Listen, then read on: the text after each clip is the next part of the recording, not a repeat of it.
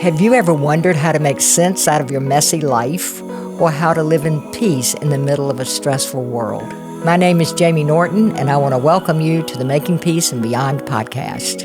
In almost 50 years as a counselor, I have seen a lot of life happen, and this podcast is going to cover all of it. So thanks for joining us while we explore life's struggles and how to live in the peace, joy, and freedom that Christ died to give us.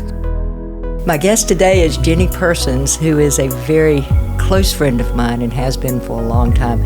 Ginny and I both went through a divorce when we had very young children, and we wanted to spend some time today just talking about what it was like to go through the divorce, what it was like to be a single parent a couple of 3 decades ago. Yes. And really look at what's important in terms of maybe being a single parent now. We have over half of our marriages in this country are not making it, and so there's a lot of children who have only one parent in the family, and there's not a whole lot of instruction and compassion about how to make that work. So Ginny, welcome to Making Peace and Beyond. Thank you, Jamie. I'm really glad to be here. You've been instrumental in walking alongside of me during those years as a single parent and up until now, and I'm grateful to be here to share my story with you. You did so much better job of being a single parent than I did, and we're going to talk about the differences in that because it was really in 1969 that I became a single parent. My children's father left with my best friend in 1968, and as our son was being born, and I had a 4-year-old and a baby and had no place to go. I wasn't equipped to be a single parent. I was in the generation that women were supposed to grow up and get married and have children and stay at home, and so I had no idea what to do. And I remember just bouncing around with a suitcase from my parents to his parents to my sisters and to not knowing what to do and just being totally overwhelmed, just very depressed. I drank a lot. And I don't know how my children survived me, really. I mean, it's all along. God is amazing in terms of how he takes care of children. But finally landed in an apartment in Raleigh, and it was a long story from there. So what was it? How old were your children when you... So I was divorced in 1994, but the whole scenario started in 1992 when I was 7 months pregnant and had a 2-year-old at home. And when we were divorced, he was 18 months and 3. So they were very young. It was a very scary time. My husband had been financially abusive and led another life. I had been caught up in my corporate job, and I was very alone and afraid. I didn't have the challenges you had in terms of bouncing from place to place to live. I had a home, but it was uprooted, and I really was empty and did not know how to push forward. And my journey began then to find a way for my kids and I to be accepted, to find healing, and to start a new life, but I didn't know the way there. There was no instruction, and I think still it's almost worse than death, because when somebody dies, it's permanent. You don't have that sense of failure.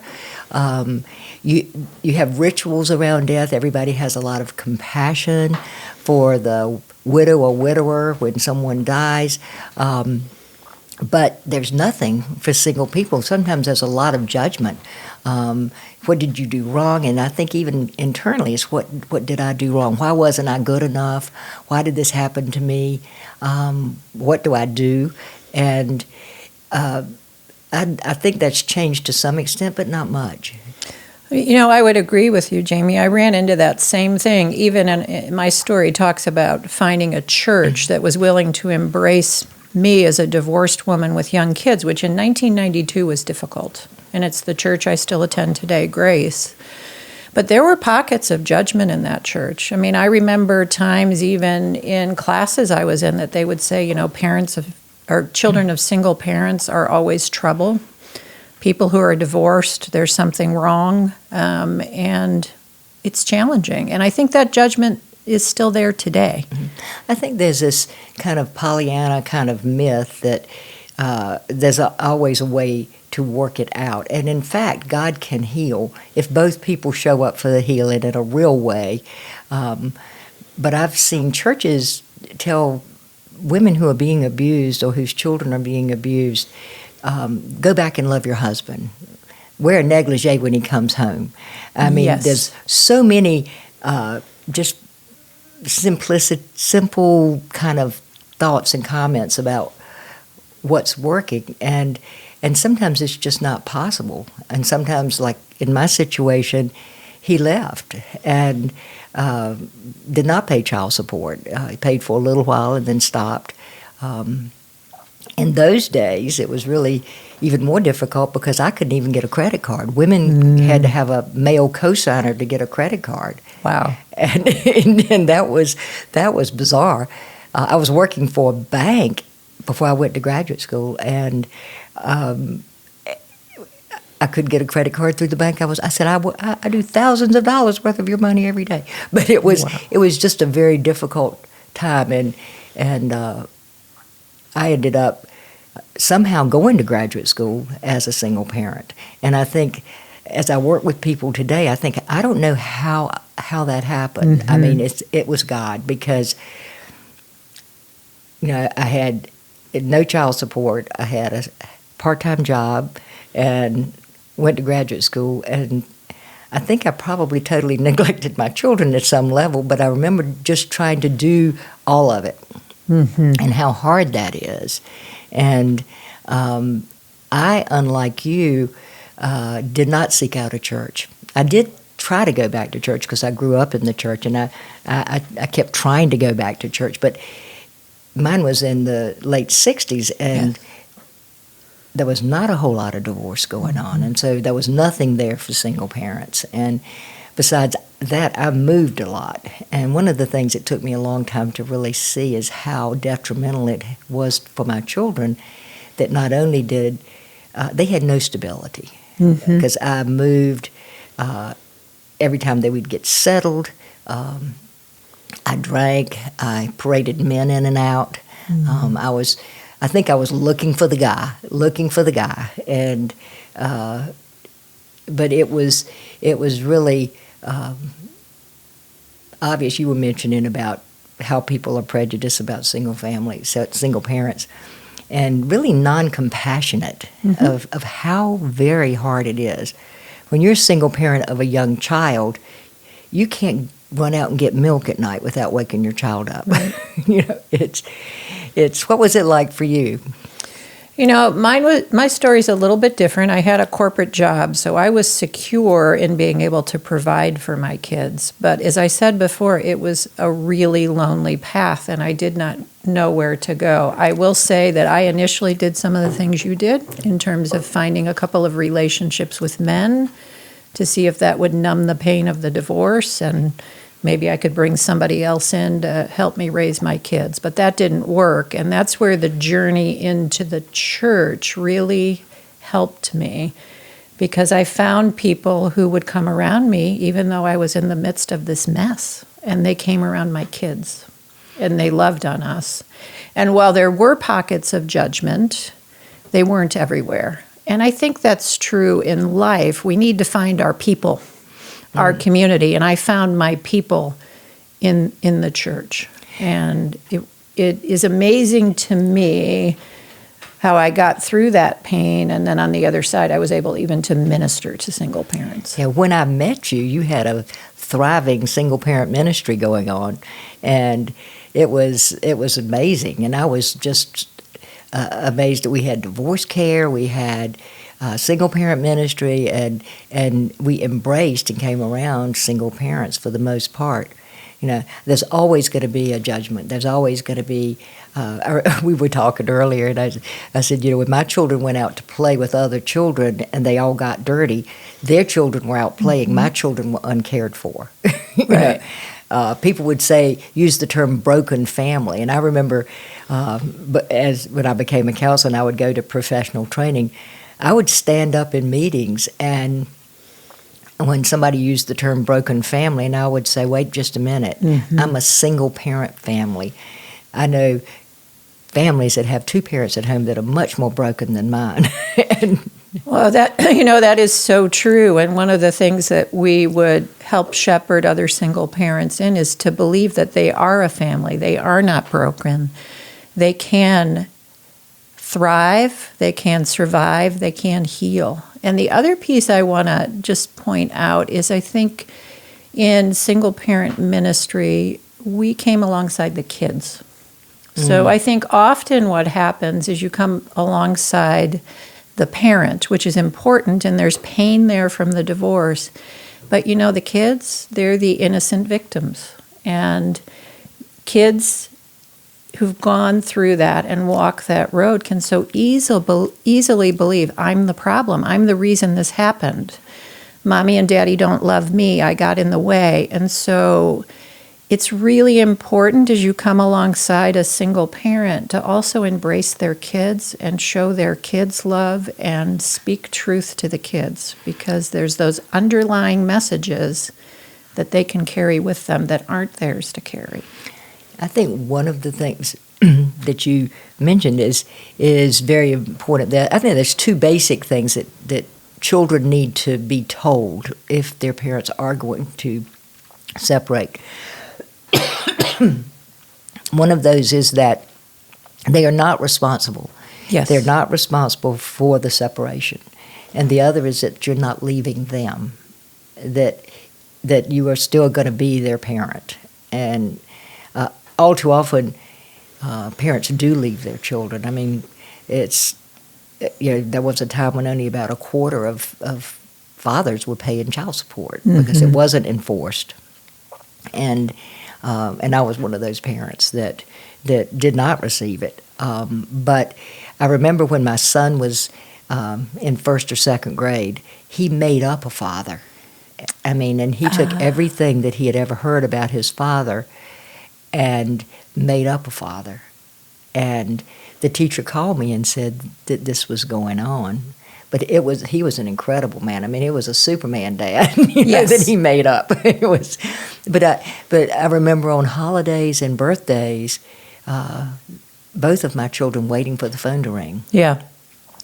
Waiting to hear from their dad. And I think one of the things that a church can do, like you're saying, is to come around the kids.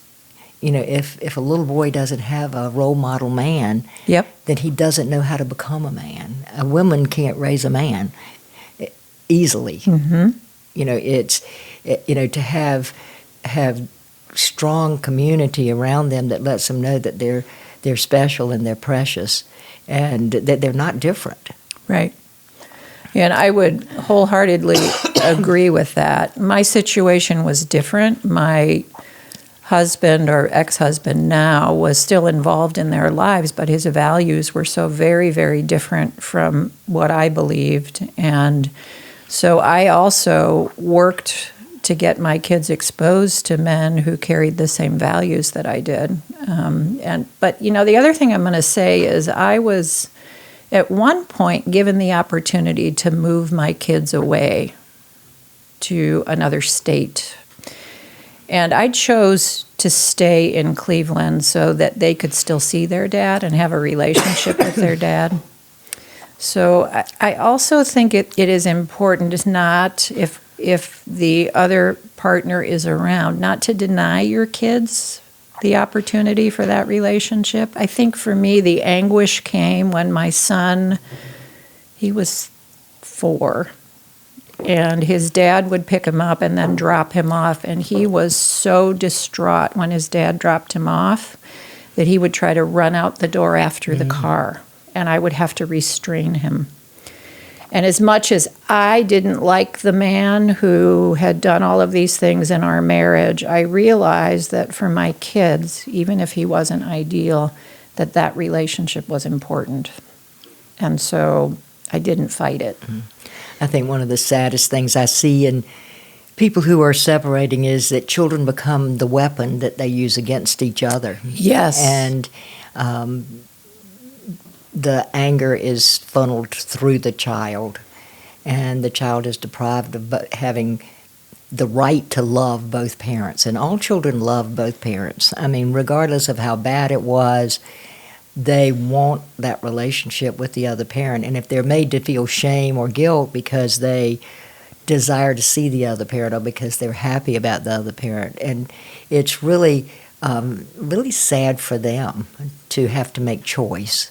And the fear of making a parent mad because you love the other parent is so sad.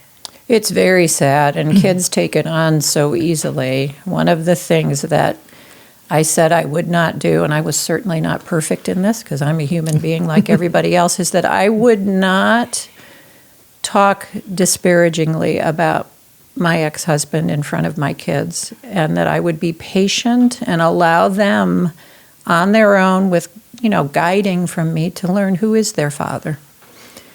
I remember when I was in graduate school, I was struggling with that whole thing about what do I do, with that. And I asked several people who had grown up in single-parent families, how did your parents handle the relationship with each other, and how did that affect you? And almost unanimously, they said when one parent sort of talked down about the other parent, that they resented it.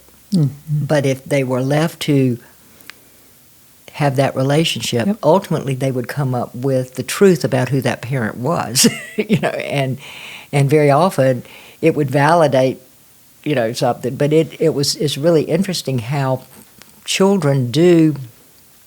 They have their own mind, and they have their own relationship, and they can have a really good relationship with a parent that the other parent doesn't. And I think you did a great thing there. Your children's father was a lot more involved than my children's father was. They saw him periodically, and they wanted to see him. Yeah. And it was really hard. You mentioned how the value structure of the other parent can be very different, mm-hmm, and how hard it is for a child to grow up in homes that have a very different set of rules and standards, or no rules at all, and it is confusing. Can be very confusing. I've often thought of my sons being pulled in two different directions. Mm-hmm. At one point, actually, when I was working with you, we started to have family meetings. So it would be my kids and my ex-husband and his new wife. And we would agree upon things, and value-wise, I would say we've agreed upon these things, so that's what's going to happen. Well, he turned around and just did what he wanted to do with them and gave them what they wanted, despite what he had said in this meeting. And that was hard. Mm-hmm. But I knew that I couldn't compromise, and I knew ultimately he's actually revealing who he is by doing that to my kids. So I encourage single parents who've got the other spouse involved or your former spouse involved to try to work with them. Absolutely. But it's not always possible. And in your situation, where they're just gone, which is very different. Very, very different. It's children also, the tendency we have is to feel sorry for the children. I remember the first Christmas that I was a single parent. My children got 4 sets of Santa Claus. Yep. I mean, my parents, his parents, he was still involved then to some extent, and me. And, it was, everybody felt sorry for them, and I remember my daughter was 4, and one day she wanted to do something, and I said no, and she looked at me with the most tearful eyes and said, "But Mom, after all, you should let me do that. After all, I don't have a daddy." Oh my goodness. It didn't work. Good. But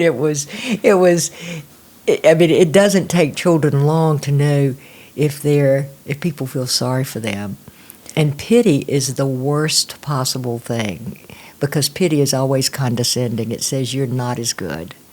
and you're not okay. And so pity is a really not good thing to have. It's like, yeah, we have a different family structure, but you're still expected to do the things that you're supposed to do. Yeah, it's interesting that you say that. I have a couple of dear friends who have been single parents along with me who I met on this journey.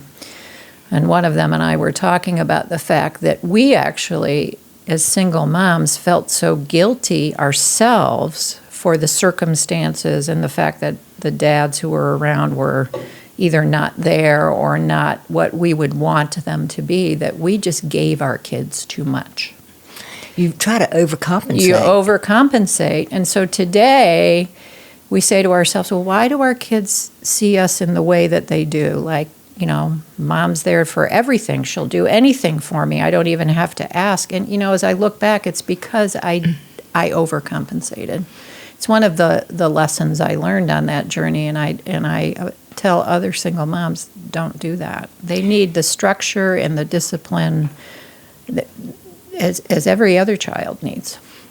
I call it the mama bear syndrome. Yeah. It's like somebody has hurt my cub, and nobody is going to ever hurt them again, Yep. and they're not going to have any pain. I think we do that in two-parent families a lot, that our children aren't supposed to suffer. Our children aren't supposed to have pain, and yet we know that in growing, you know, pain forces us to grow. It's an opportunity to learn how to weather life, and we've made children very fragile with the. We had the helicopter moms, and then now we have the bulldozer moms. Yes, we do. Go bulldoze everything, and it handicaps the children in the long run. I mean, I know, and my son would be the first to tell you that I enabled him well into his adult life, that he wasn't going to hurt, that there was nothing going to happen to him. And I think because he was, their father was actually out with my best friend when he was born. Yeah. And so it was right on top of that. And I think I became so protective of him, you know, that it almost destroyed him. And he'll be the first one to tell you. Yeah. Yeah, we do things that we believe are best for our kids, and sometimes we're overcompensating for things. And we're doing it through our own sadness, our own we are. feeling of It is through our own Mm-hmm. filter, our own sadness, our own brokenness inside. And I mean, the thing is that on my journey as a single mom, one of the things I really needed to do was take care of myself.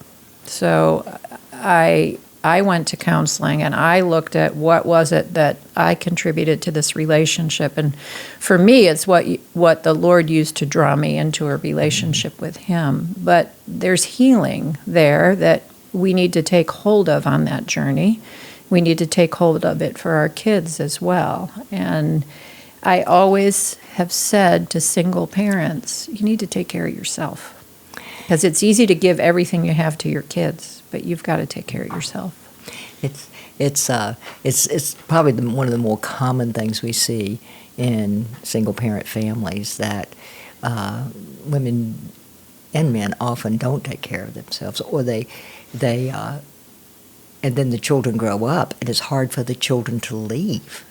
Because Yes. everything has been focused on the children, and now who am I, and what am I here for? And you find a lot of pathology in that launching business, the whole thing of launching children.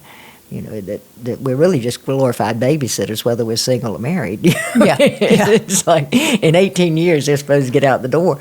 You know, and if we don't equip them to do that, if you look at parenting as the purpose of parenting is to teach your child to live in a world that does not care about them without you. Yes. And if they can't do that, then that has been a failed parent situation. Right. And it means they've got to learn how to do things, to take care of themselves, to weather the pain and suffering that comes from life, unfortunate relationships, to work hard, to contribute to the world that they're living in, and that sort of thing. They're not there for us to be little prince and princesses, that we tend to make them into. But I do think it's really hard and tiring to be a single parent. And I know one thing for me, because I didn't do it well. My kids were 10 and 13 when I went into recovery, because I partied and I did those things. Then I felt really guilty because not only had my children's father left, I was not who I needed to be, and I jerked them all over the place. And yeah, they're in their late 50s now, so so we've survived it. But it really is looking back. I realized that I did not have a healthy social life, and how important it is for people to do more what you did, to seek a loving church community, to help them to know that when they leave, God does go with them, that they're not going out there by themselves, that God's with them and He's going to go with them, and to teach them to have that as the central support and the central source of strength in their life, and not make it yourself. Yeah, that is so important, I found on the journey. And I tend to be more of an introvert, and was raised in an environment where it's not okay to ask for help. And one of the things I needed to learn as a single parent, and I think you said it earlier, you're carrying the full load that two people normally carry, is to find community and to make my needs known and to allow others to walk alongside of me. So I mentioned two friends. There are two friends that I met on the journey. We've been friends for 25 years. And we helped each other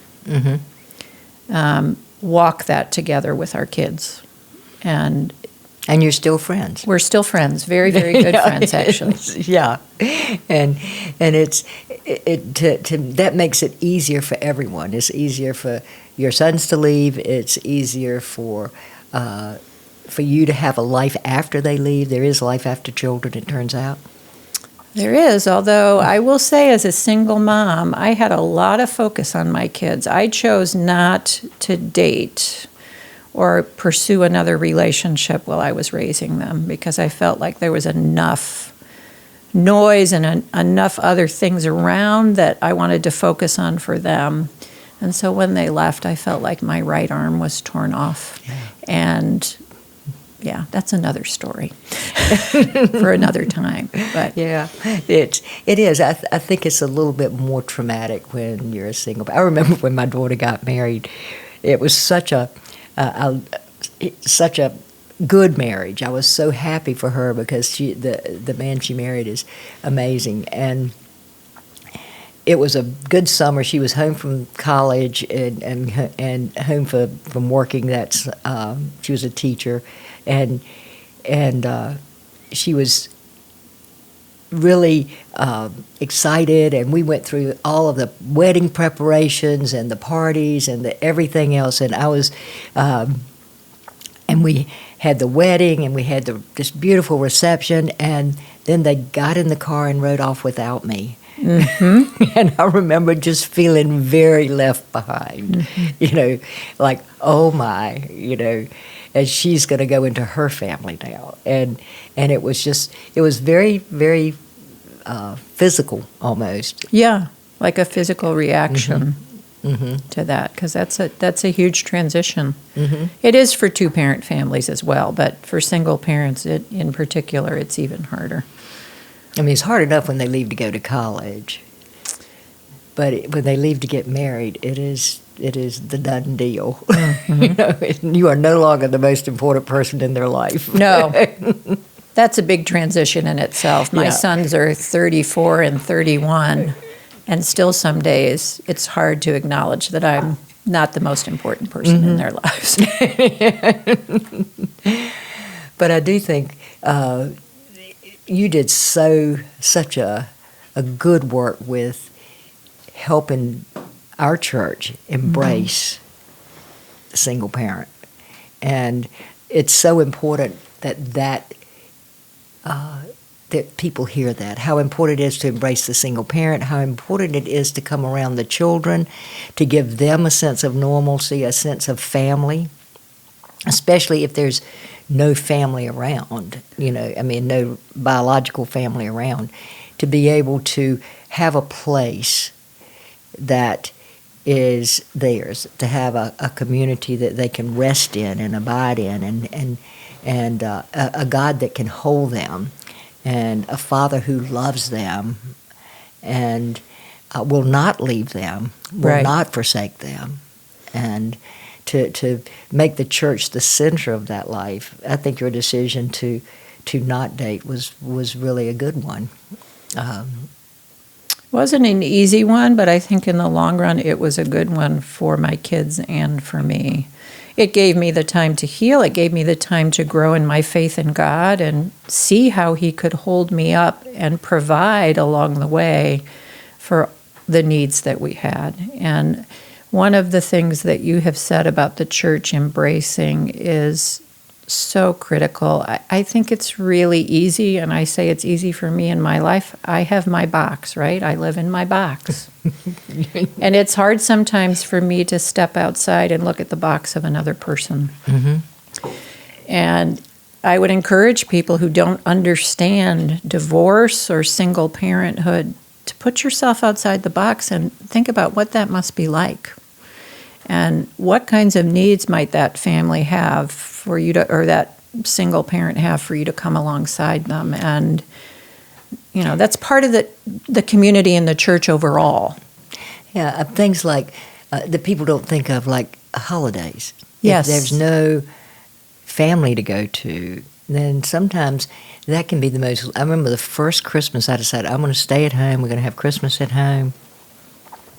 And, put out the gifts, did all of that, and immediately that was the most lonely night, ever. But to have a place to go on holidays, to be included in small groups, to be included in meetings, to not be a separate project, but to be a legitimate, full part of a community, I think is so important when you're dealing with people who don't live like you do, because it is hard to look outside your box and to have compassion or a sensitivity to someone who may have different needs than you.